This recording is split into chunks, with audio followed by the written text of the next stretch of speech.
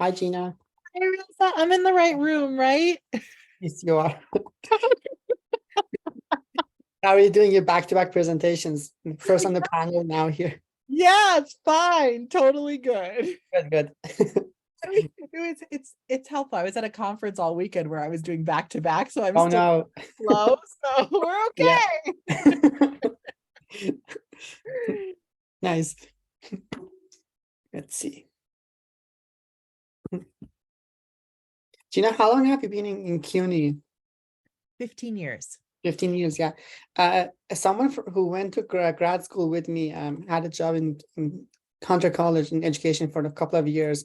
John Ranalucci, I don't know if you, yeah. John Renalucci, yeah. He's amazing. Yeah, we went to McGill together, and then he got a job at Hunter College. Oh Yeah. my goodness. I love it. He used to I think he used to study motivation, right? Like I Yes, yes, study exactly. motivation. Yeah. Yeah, yeah. His office used to be around the corner from Oh, me. Yeah, I miss him. I think he's in Ottawa right now. I think so, right? Yeah. He's far away. Yeah. Yeah, no, such a nice person. Like I loved him. Oh my gosh, he's the nicest person and he's so smart. He is, And yeah. he's just, he really, yeah, we miss him. We Yeah, miss him. yeah. He was in, I think, curriculum and teaching. I'm in special ed. Yeah. But yeah, oh I gosh. haven't seen him in a couple of years, but like yeah, we went to school together, and then I heard that he got a job at Hunter College. Yeah. Oh my Nice. gosh. I can still Small, see his office in my yeah. head. Small world. Small Yeah, world. Yeah. awesome. So I think we have two presentations. I think so. Is Jerry also joining with you? Yeah, Yep. Jerry's the lead on this one. awesome. Yeah. Yep. And I think Do I give you sharing privilege or yeah, Jerry? I think you're gonna give me it. Okay, She let me just told me. So let me, make sure. I'm gonna get that ready too. Okay, so you're the co-host now. I think I have John Bavacqua. I'll give him co-host privilege Sorry. as I well. just That's okay. Now that we have time, we can try them out and see if everything works. Hi, John. I gave you How is that? how are you? Very good. I gave you co-hosting privileges too, so you should be able to share when you start. So you're the one presenting, right, from your group? All three of us will be presenting. We'll Okay. be testing the technology.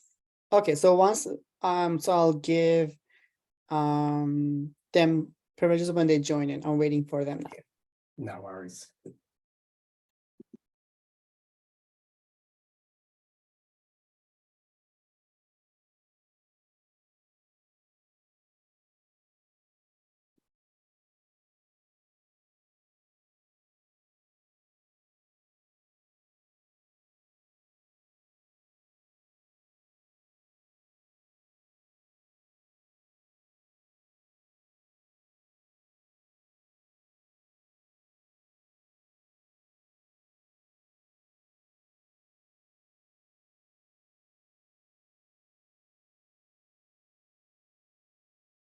And then we have a Steel Keys video before, right, Reza? Yeah, it's a 5-minute long video, so like in 4 minutes I'll start it, so we'll have enough time to start our session.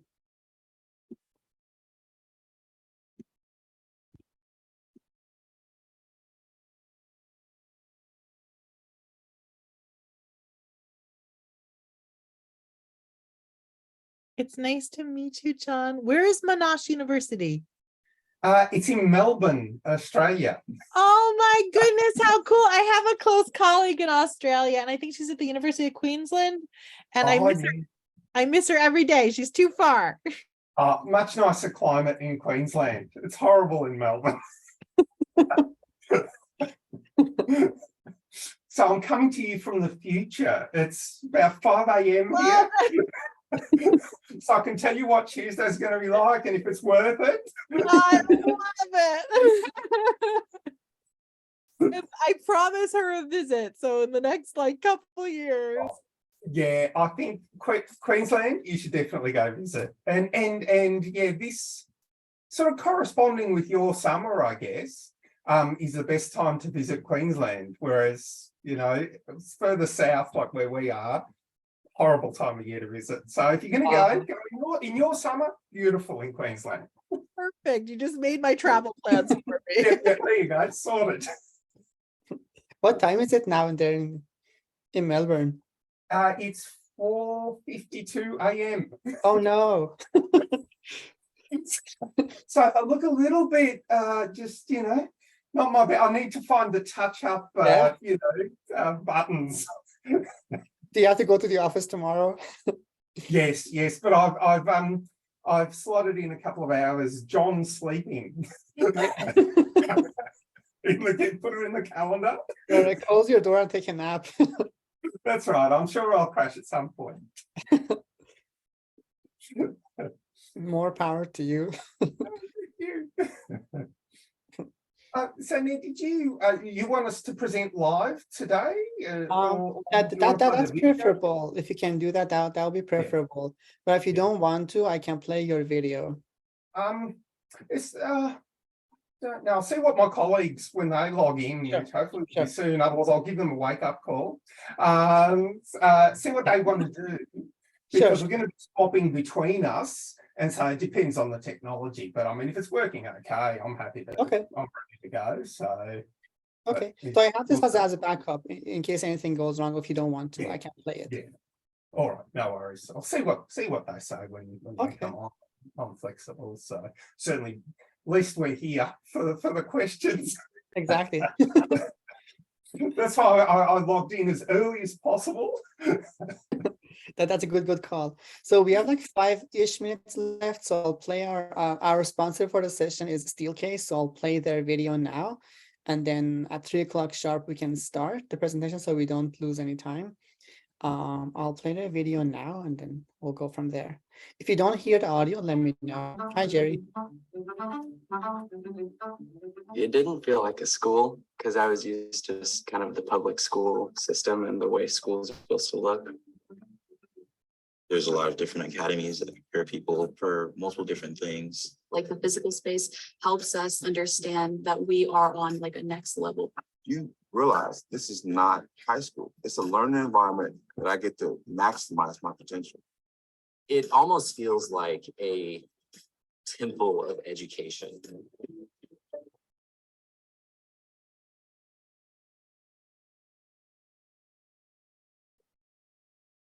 This is Francis Tuttle Technology Center, and this is our 4th campus in Edmond, Oklahoma.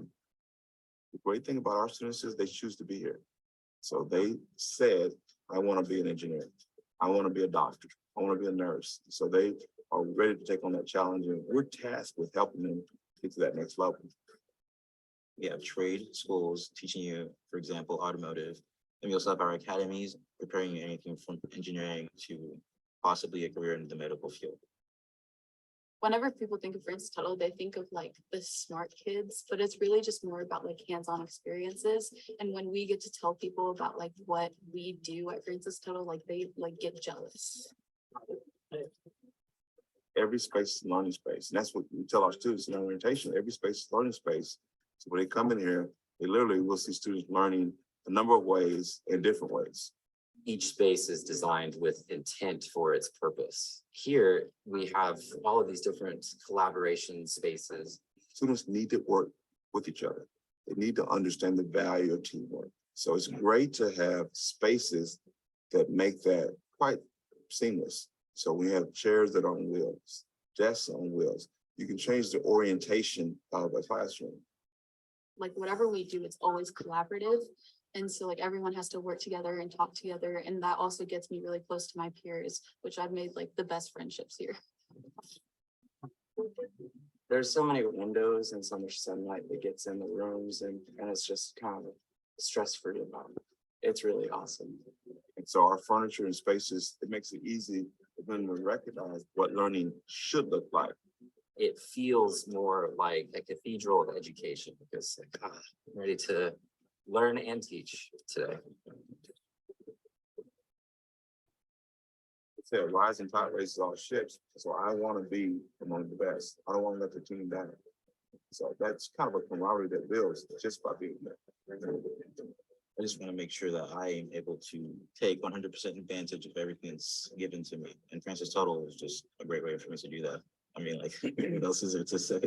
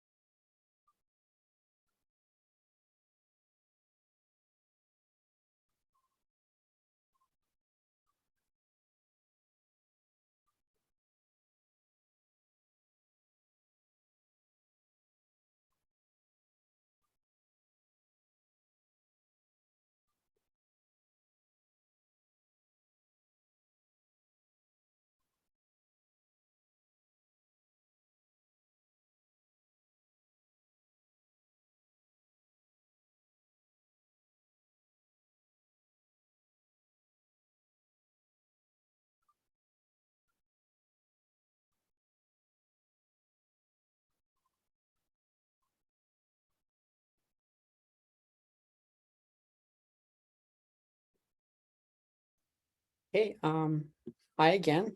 Welcome to our session. Um, so let's see. Yeah, our sponsor is Steelcase for this session. And we're going to have two presentations, one by Dr. Bevacqua, Swapna Verma, and Meg Colasante. And then the second presentation will be with by Dr. Gina Riley and Dr. Jerry Rivera Wilson. So, and John, do you have all your team here? If you want, I can, the other option is for the other presenters to go first and then you go second, or I can play your video, so you can choose. Meg's not here at the moment, so it might be worth playing the video so we don't upset the Okay. flow of things. And Okay. hopefully she'll turn up in the process in time for question time, if that's Okay. okay. No, no problem at all. Just give me just 1 second to pull the video up No and then worries. I'll play that.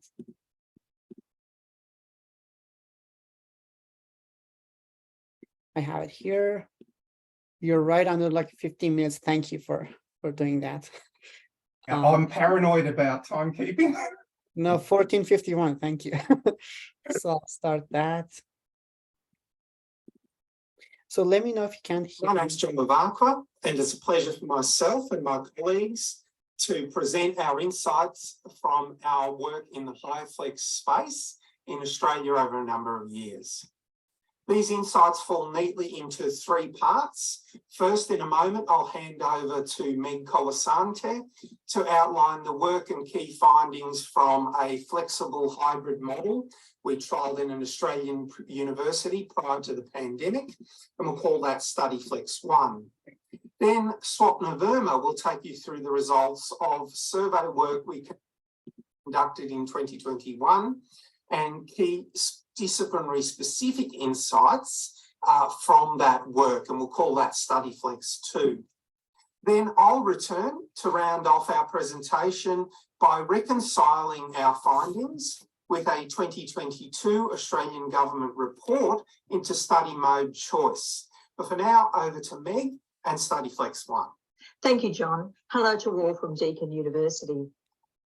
The first iteration of StudyFlex responded to a notion that university students don't necessarily see distinct lines between online and on-campus experiences, and the idea of singular enrolment modes as a university-centred construct.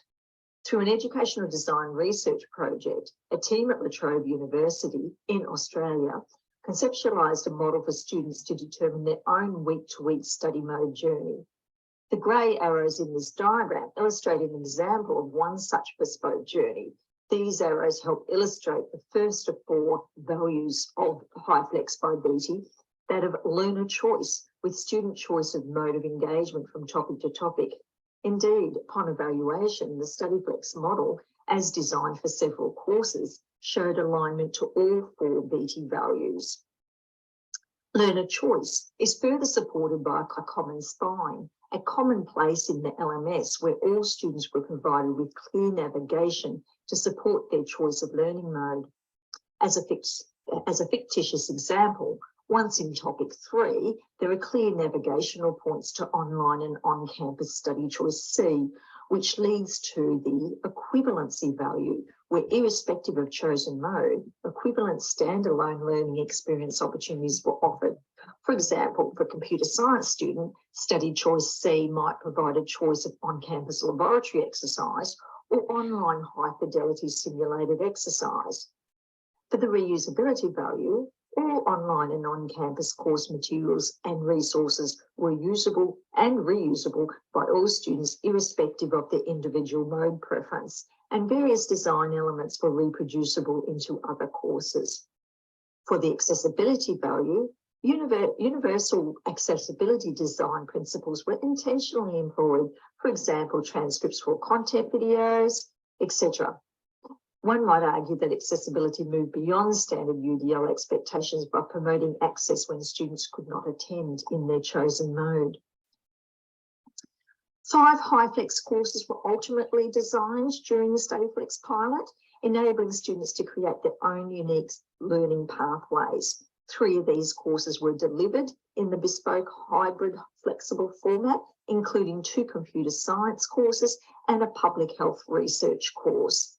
Another 2 courses were designed only to contribute proof of concept within other disciplines, including strategic communications and the science course of infection and immunity. Students were invited to reflect on their experiences via interview or online survey. Almost all agreed the choices of study mode was or was potentially helpful to their learning.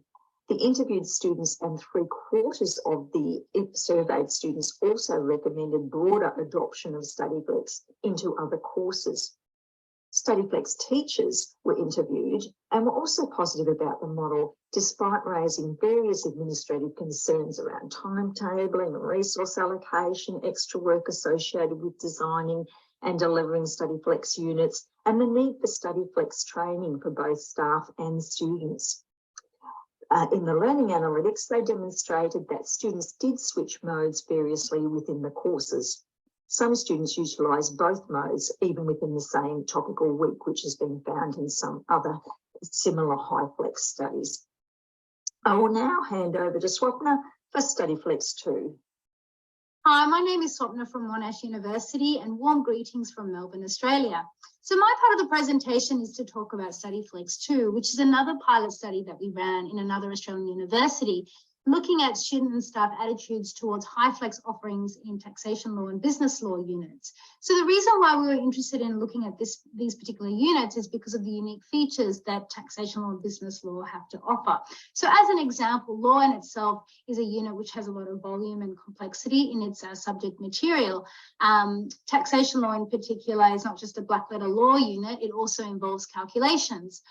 Taxation law also is a unit that evolves over a period of time to match the political and economic client. And there's also accreditation issues when we're teaching law subjects. So the combination of these features can make it tricky to discern exactly what flavors of hybrid and flexibility we can offer students. So I look forward to talking more about the findings from our pilot study in the presentation to follow. Okay, so the core research question for our research project was what role hybrid delivery can play in teaching taxation law and business law units. So really looking at what parts of the model will really suit the learning preferences of our students and our teaching preferences of our staff in these particular units. So the methodology that we employed was to administer a very simple survey instrument and ask a range of questions. So for students, we asked basic demographic questions like age and gender and whether they're postgraduate or undergraduate, so forth. We asked about learning mode preferences such as, online or on campus, or a method of that requires a combination of both. We even asked a specific question about attitudes towards flexible learning. And we also asked about what they thought about the suitability of learning law and tax in a form of hybrid delivery. Okay, so here are some of the key emerging themes that came from student attitudes towards HyFlex offerings across a range of demographics. So most students strongly preferred a combination of online and on-campus study. So as an example, 67% of first-year students preferred it, around 55 to 60% of online and on-campus students preferred this combination, around 57% of females preferred it, compared to about 53% of male students. And the reasons that they gave were quite different depending on the demographic. So as an example, traveling and commute was an issue for females, whereas for males, being distracted online seemed to be a prevalent reason for why they'd actually just prefer exclusively on-campus study. First-year students, personal rest time seemed to be a big issue, whereas less of an issue for final year students. Interestingly, COVID was not a reason for this combination, but international students did cite it as one of the reasons for why they like a combination of online and on-campus study. So whilst there's generally a very big, strong support for hybrid learning, most students actually do still prefer to come on campus to learn, which really does support our hypothesis that students do want to come on campus to learn. That's the preferred method to maximize student engagement, but they do want this backup option in being able to have that combination afforded to them for their learning journey. And we can see here, and that was well supported by the fact that everyone overwhelmingly welcomed a greater flexibility to switch between study modes, whether it's week by week or topic to topic. So as an example, 82% of on-campus students preferred it. Digital literacy didn't seem to affect the results. This was across taxation law and business law. And the reason for that is students want to be able to self-regulate their journey. It's a self-paced learning where they can choose, depending on their circumstances, what learning modes would suit their learning journey. So one week they can do capital gains tax online, and the next week they can do deductions on campus. There were some mixed results for law and tax being taught online, which is really just, and when we sort of tease out some of the information, we received results such as males saying they prefer to go on campus to learn law because of the cases and the legislation that are involved when they learn law subjects, which is really hard to digest when they're studying online. And tax, there seemed to be also a mixed result in terms of learning the calculations. So this information is really useful for us. It serves as initial feedback, and it really forms the basis of developing a further research agenda into looking at hybrid models in this specific disciplinary context. So some of the emerging themes from staff attitudes towards HyFlex offerings really mirrored the same opinions and attitudes that students expressed. But for the purposes of this presentation, we can't go to everything in particular detail. But as you can see, most staff preferred a combination of online and on-campus study. Like students, extremely positive and welcoming about flexibility to teach between topic to topic or week to week for similar reasons like travel and so forth. And most teachers supported teaching law and tax online. Thanks, Swapna. I'll just finish off now, as flagged in the introduction, with a little bit about the Australian report on modes of delivery that was released in 22. And what I want to focus on in particular is how a few of the key points made in this report correlate broadly with some of our findings in our own HyFlex work, and how the report and our findings give some clues as to the further work that needs to be done in the future of HyFlex in a post-pandemic world.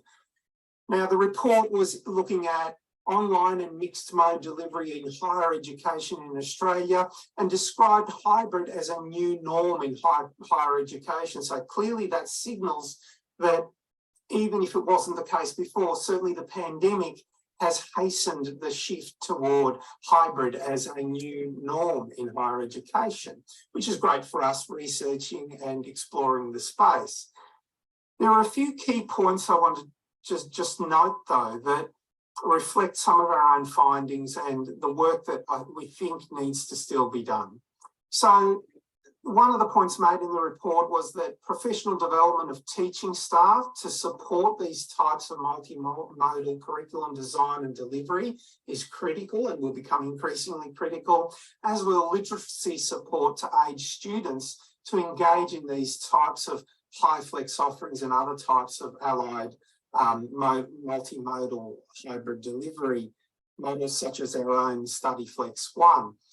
And in particular, the latter is required to allow for informed learning choices. And this was something that we considered in the design, in particular StudyFlex 1, and which came out in our findings, and also was reflected in the survey responses, particularly from staff, but also from students which was part of StudyFlex 2. So that's sort of confirmatory for us. The second is that there's going to be a need to reconcile the perception among some quarters that perhaps hybrid learning is a sort of lesser cousin to in-class learning. And we certainly saw in our survey in StudyFlex 2 that there is still this perception among some that we prefer to be in the traditional on-campus study mode, but hybrid and HyFlex type models are a great insurance policy for when that can't happen. We think there is work to be done there to shift that mentality a little bit and recognise the high quality that hybrid and HyFlex learning offers, and in particular to extend that work to employer groups and accrediting bodies when it comes to certain more conservative fields such as law and business, which was the focus of our StudyFlex 2 survey. The third one, and this is something that has long been a concern of mine, is that the whole model international student delivery and education in Australia in particular is based on students coming onshore and participating on campus in face-to-face offerings. Now, we think that that needs to shift, and there needs to be fundamental shifts in the model to allow international students to enjoy the same benefits as others when it comes to hybrid delivery. And certainly our survey in StudyFlex 2 indicates that international students see hybrid, a good quality hybrid, as just as attractive as any other form of student. But in order for them to enjoy those benefits in Australia and in a number of other countries where the delivery model for for international students has been very much centred on getting the students onshore and in a classroom, in a physical classroom, then we think that there are some fundamental structural changes that need to happen there. So they're just a few indicators.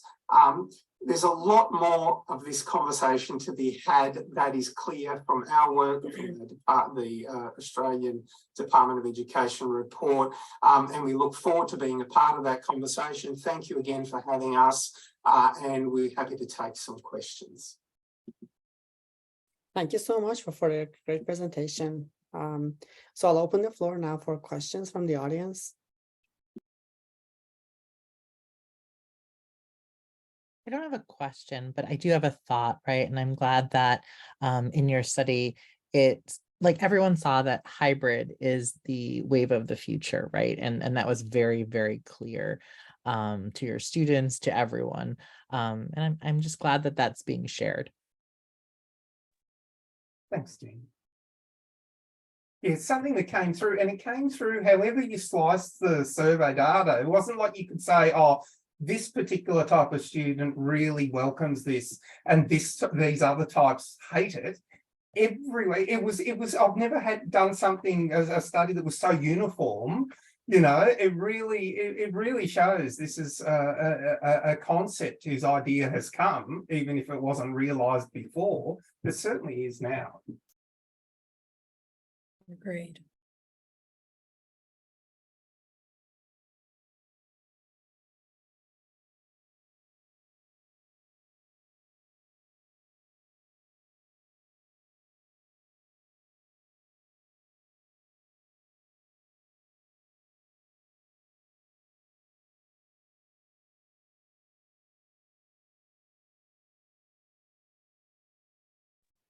Just a comment, if I may, and my apologies. My 5 a.m. brain was slow this morning getting connected in from Australia. Well, what was my comment going to be? Something clever based on what you two were just talking about with the need. Oh, the uptake. Like, it's interesting noticing some higher level high schools starting to use the term hybrid for various things. And this was pre-COVID, like just starting to use the terminology in various contexts, like for a specific academic preparation type studies. And also we noticed recently in the University of Tasmania, so the one of the smaller states in Australia was encouraging a type of blended learning where they say they was using language like, where's the spine in your online subject? Where's the common place where students can come together at the university and regardless of their mode, and they were drawing that out. So regardless of where else whatever mode they use to engage with the unit or the subject or course elsewhere. So that was interesting. It's interesting to see the language being used, but I especially like it where it's being used authentically and not just replacing the word blended. There's a certain amount of people who just pop in the word hybrid where they used to say blended because they think, oh, that's the latest term that we use, rather than thinking it through and thinking what that means structurally and thinking about what it means for the student learning journey and experience. Thank you. So if there's no more questions for the first group of presenters, we'll move on to the second presenters. The group of presenters, Dr. Gina Riley from Hunter College, CUNY, and Dr. Jerry Rivera Wilson from University of Albany, State University of New York. Thank you. I just need a moment to put up the presentation.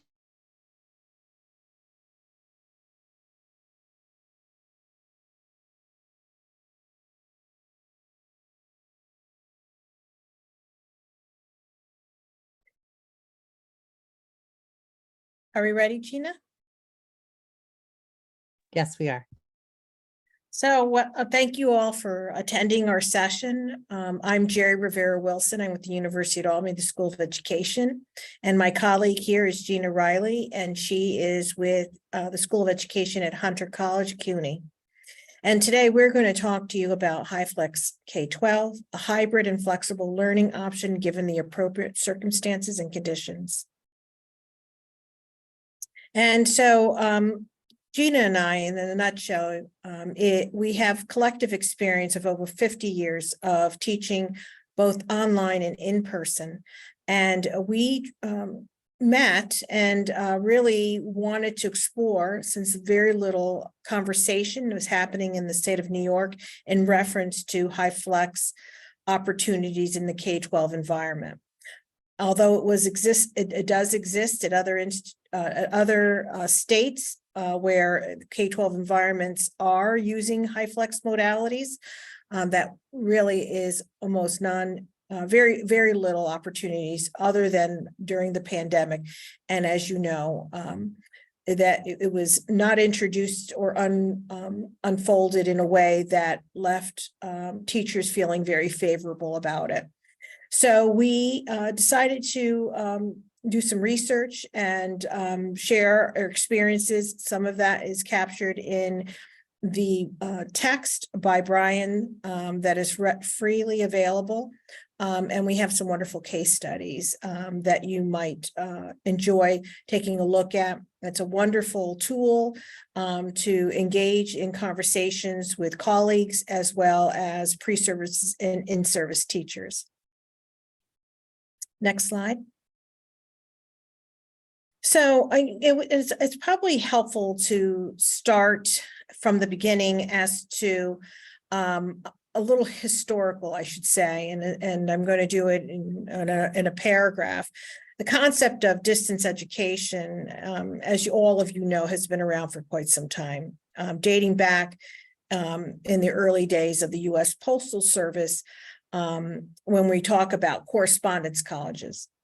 But it wasn't until the rise of technology that it really began to take off, and that really didn't start until about the 1990s.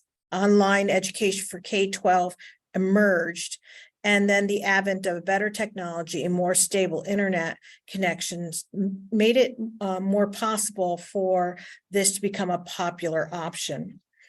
Today, especially in the wake of the pandemic, online learning has become an integral part of the K-12 landscape and continues to grow, offering students a range of benefits as well as opportunities from greater flexibility, which we've heard throughout the day, and choice to their ability to learn from home. And that is key. Online education has a lot to offer and will continue to proliferate and grow. Of course, it's important for students to have access to quality resources and support, but overall, the growth of online learning has been a transformational experience. So I'll ask you to, next, and this is an example on this slide here that Gina's sharing with you of many schools around the world. This is just a snapshot of a few schools around the US and internationally that are doing HyFlex in their country or in their particular district. And we believe that in the coming years, this will continue to proliferate. But the photos that you see in this particular PowerPoint slide are actual photos of classrooms, K-12 classrooms where students are participating in person. And as you can see, there's a camera and there are students participating from home. And so they have various modalities in which they can participate in. If you go to the next slide. And so as you've heard today, when we're referring to HyFlex in the K-12 environment, really talking about ideally the choice of in-person, the choice of asynchronous, and the choice of asynchronous through either Zoom or alike. And as you've heard, I think everyone who has attended this conference has heard very clearly that there are 4 key principles that need to exist, which we'll call the universal HyFlex key principles. And, I'll just quickly go over it because, the reality is there might be individuals who are looking at this video who weren't able to participate in the conference. When designing a HyFlex class, it is important to keep in mind these 4 principles of alternative, equivalence, reuse, and accessibility. The first provides the learners with real alternatives, allowing them to choose how they complete class activities. This helps students take ownership of their learning and leads to greater engagement. The second principle is alternatives. Should lead to equivalent learning outcomes, ensuring that all students achieve the same fundamental set of learning objectives. And the third is HyFlex encourages the reuse of resources between in-class and online students. This means that anything created by one group of students can be used by others, creating a collaborative learning environment. It does not mean that you don't need to tweak it, or you may need to make adjustments as a result, given the modality that is selected. Finally, accessibility is crucial. All learners should have convenient and meaningful access to learning opportunities and resources. and the course should be designed that fits the needs of all your students. Next slide. This is a list of materials to consider when having or developing a HyFlex class. And, you know, we learned yesterday when we had the opportunity to hear from one of the sponsors that we're going to, you know, and I know that Gina and I took note of this, about changing the language that we use when we're talking about software tools and materials. We currently use the language that is common, such as Zoom or Google Meets, but there are better ways to capture that. So as time changes, we are all still having the same conversation. But for the sake of going over the typical materials needed to have a successful, flexible classroom, you need a camera, you need obviously a mic, a good mic, a Zoom, an access to a learning management system, reliable internet for both the instructor as well as the student, and tech support is critical. So these are just a few things to consider when developing a hybrid flexible classroom. And so, you know, I want to just share with you some things that you might want to consider as you prepare pre-service and in-service teachers or individuals who didn't have a pleasant experience with during the pandemic as a result of going into a forced way of teaching and not having the appropriate maybe preparation or support. But honestly, our experience, Gina and myself, we have learned that HyFlex K-12 is the future. And we need to, you know, really work hard sharing why there is value in having schools adopt more flexible learning options. We cover this in our chapter in Brian's book, but I would like to take just to highlight a few of the items that we expand upon in that particular chapter. And students' flexibility and participation mode, that it gives them the right, what is the right time for them to learn? What is the right place for them to learn? Perhaps it isn't in a brick and mortar building.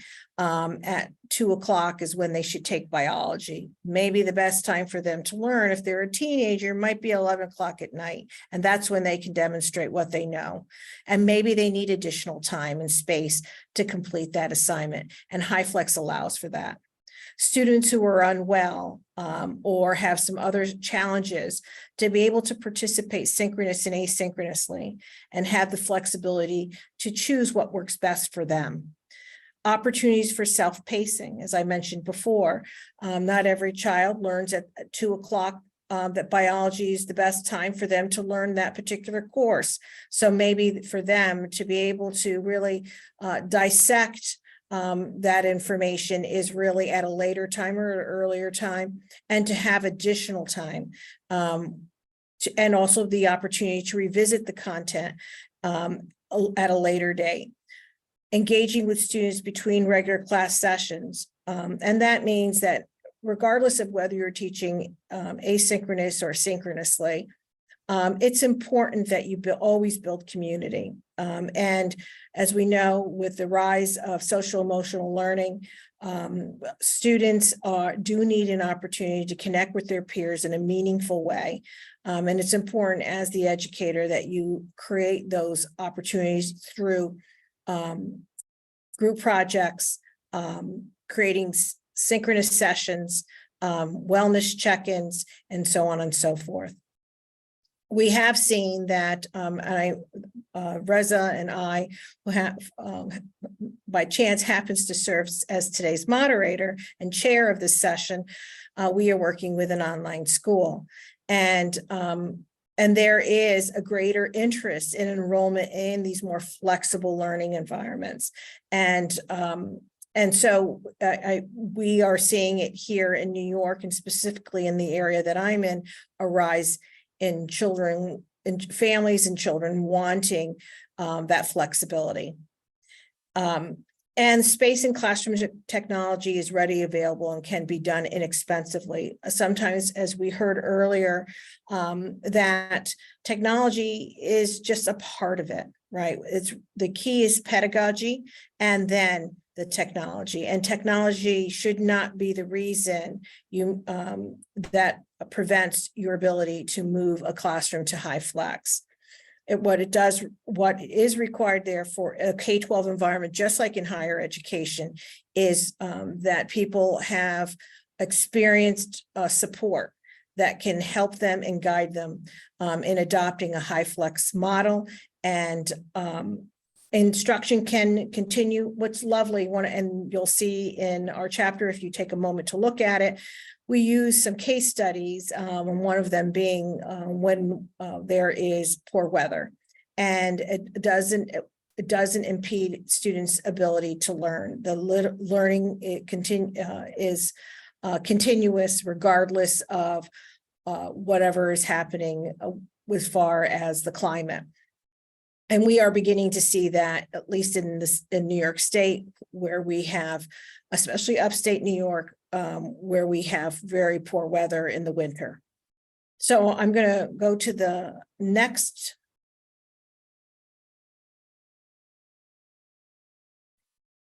Gina.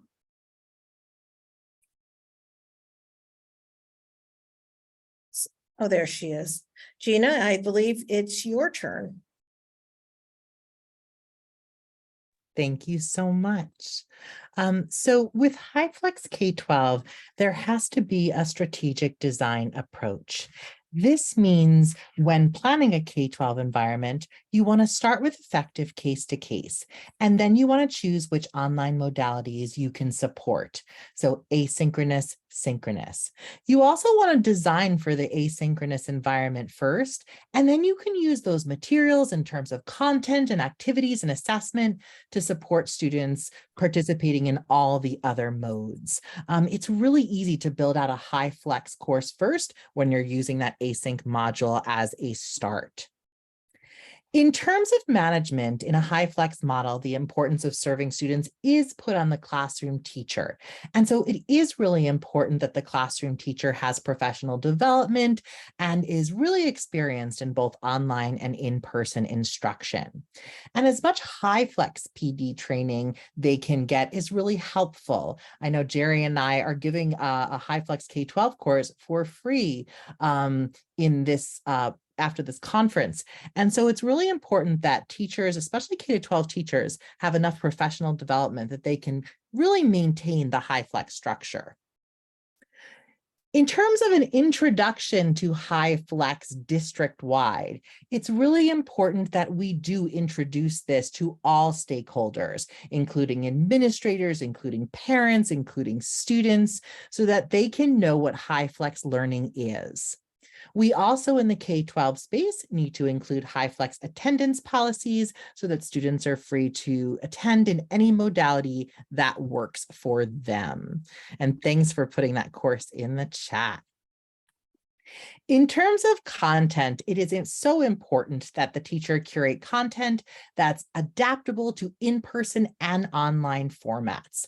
So this means relevant and meaningful content, being engaged throughout, whether the student is choosing the online or in-person component with memorable learning activities and experiences.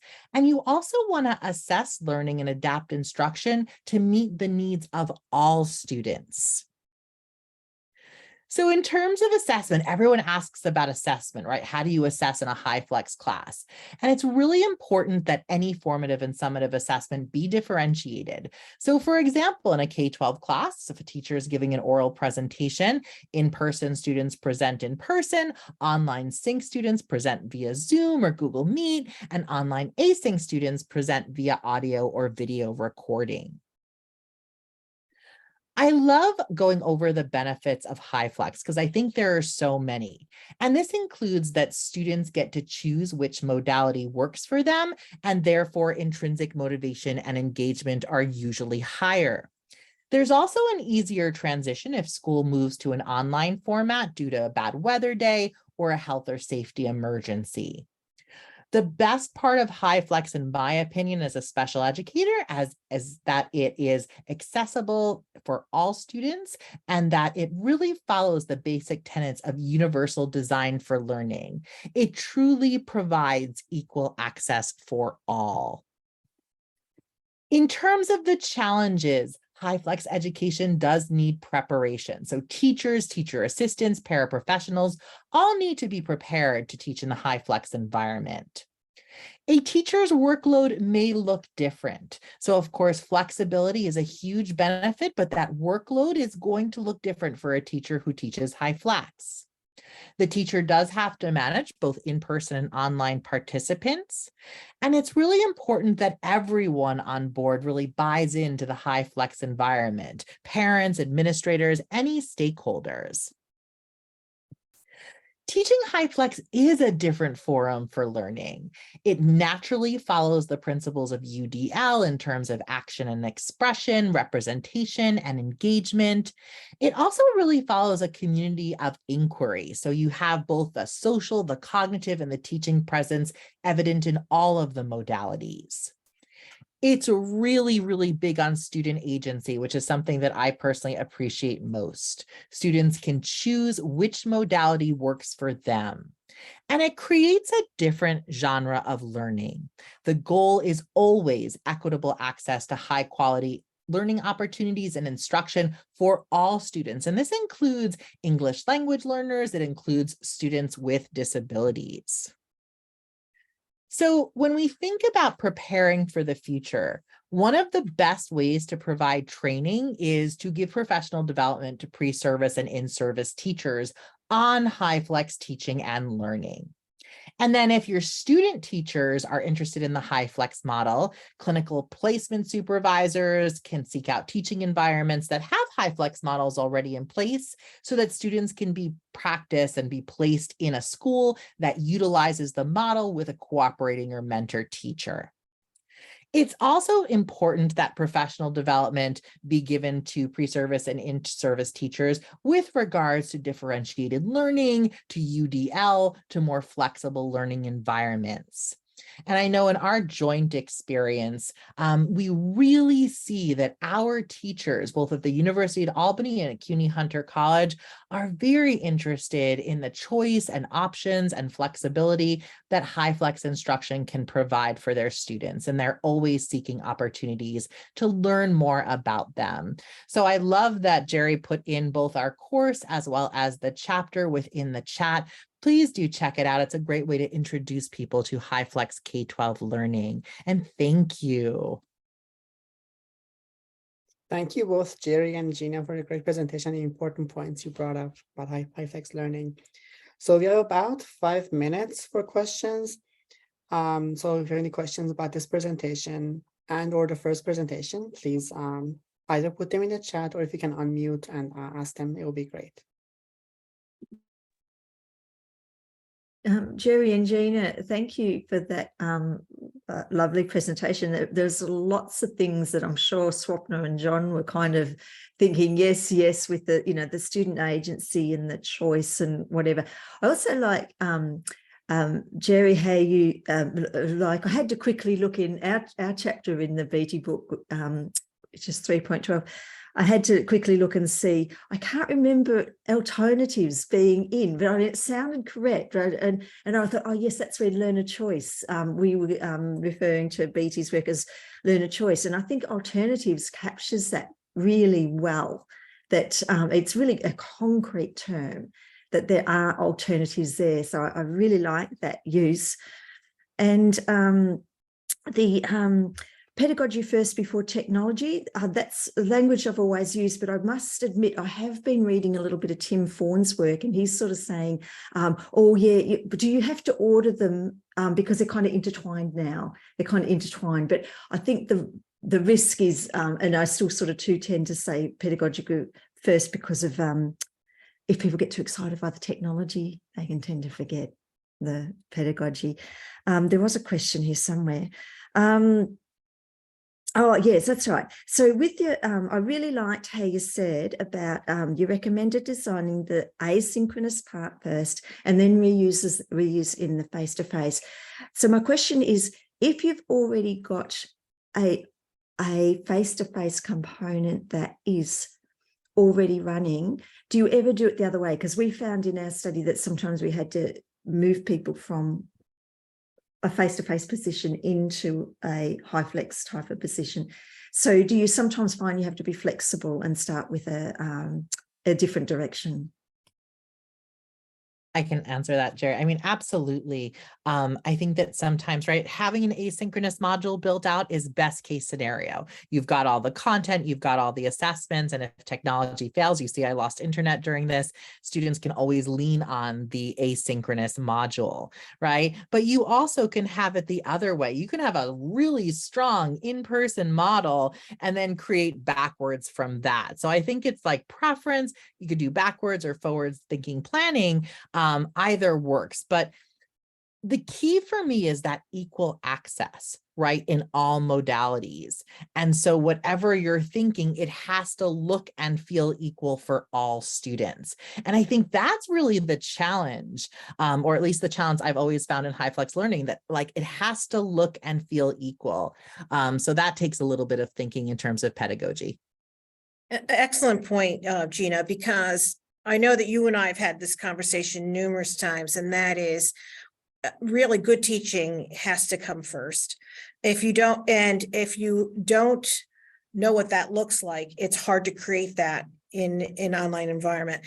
And I know personally that for me, when I'm developing an asynchronous or a synchronous, or it's building that community. And understanding the power of that, and then using a variety of tools to meet the needs of all of the learners in my classroom, so that I'm not using my preferred learning style when developing the course. So there are a number of things that you need to, so for us, it has been always pedagogy first, and then the technology. Technology I view as a tool. And so that's, that's the reason why I said what I mentioned earlier, because that is really has been the way that has guided our work a little bit.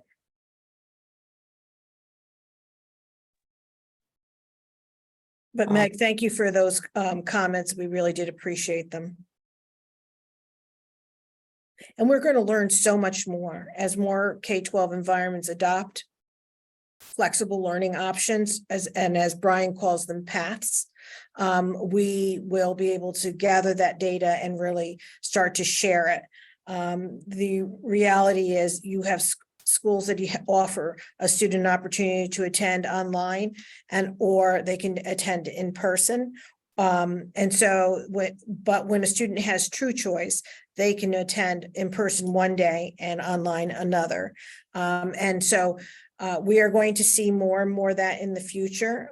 But unfortunately, many have not had those experiences. And so it's very hard to wrap your head around how you would manage that in a school where you're responsible for a great number of individuals.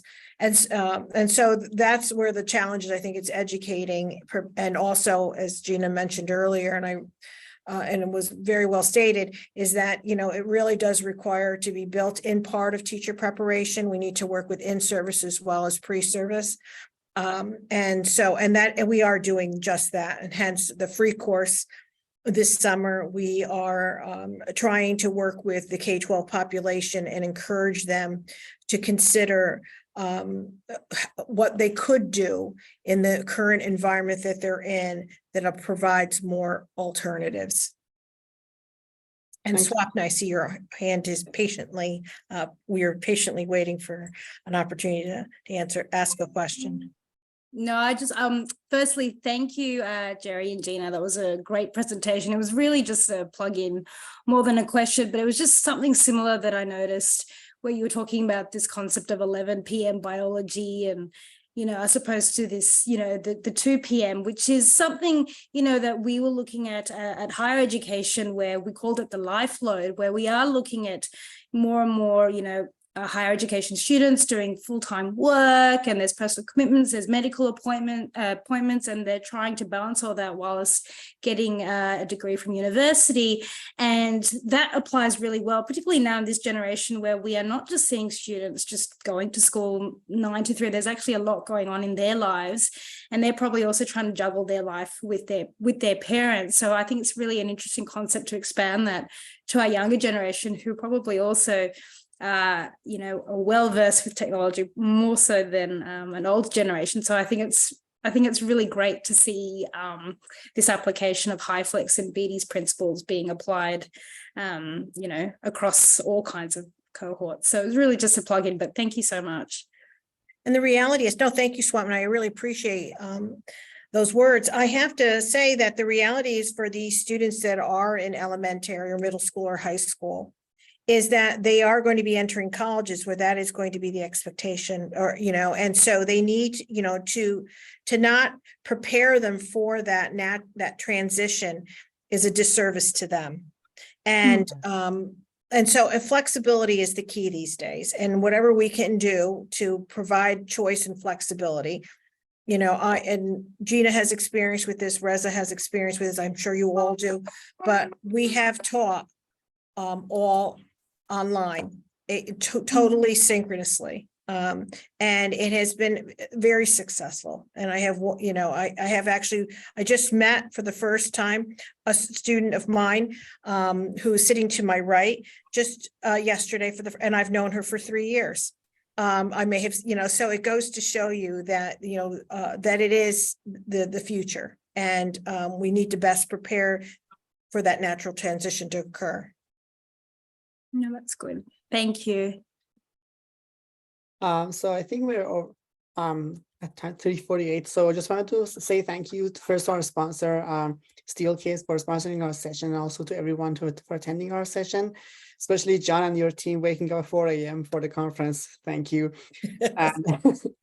So I think from here on, I'll close the session, and then we'll meet in the closing remarks session with Jerry. Bye. Bye-bye.